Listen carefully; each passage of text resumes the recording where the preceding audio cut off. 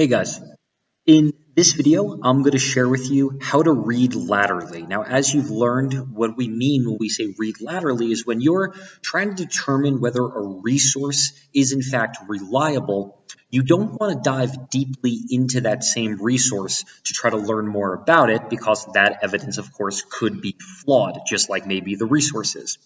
Instead, you want to work laterally across many tabs, employing and using many of the strategies that we've learned.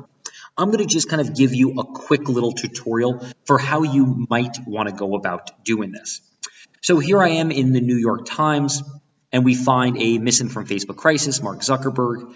And right off the bat, I see a couple of authors. So why don't I check here for authority? So if I'm looking at authority, one way that I can move laterally is to confirm who the authors are and whether they, in fact, are authoritative sources. So let me right-click. Let me open link in new tab.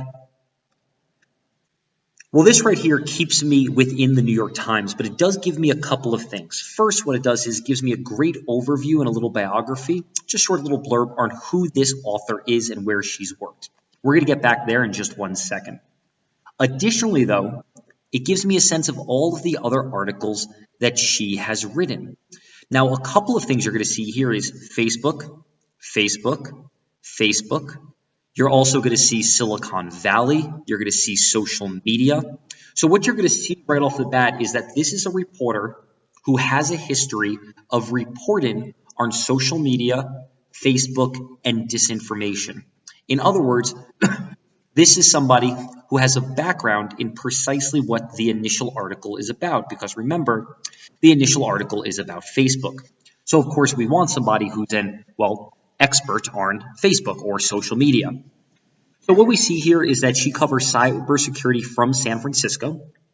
Previously, she spent over a decade in the Middle East as a foreign correspondent reporting for BuzzFeed, NPR, Times of London, and McClatchy newspapers. Let's go ahead here and let's do BuzzFeed. I'm going to copy this, and we're going to work laterally, right?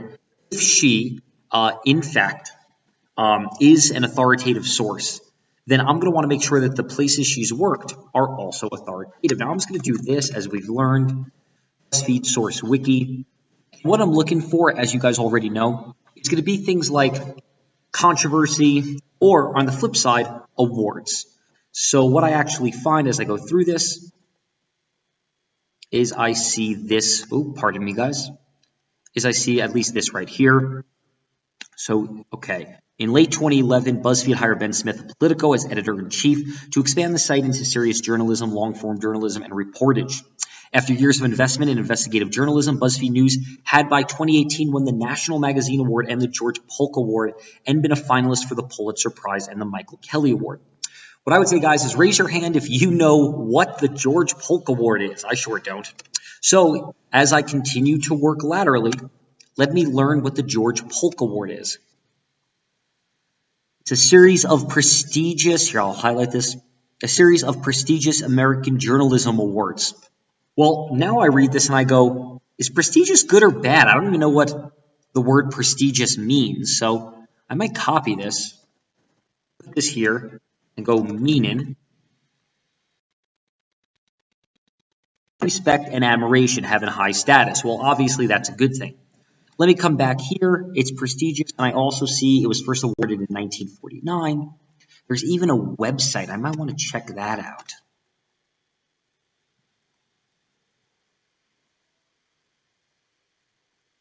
Okay. Now, this site is going to give me a little bit more information. For example, among the many journalist greats who are Polk laureates are Bob Woodward and Carl Bernstein, Walter Cronkite, Ed Murrow, etc.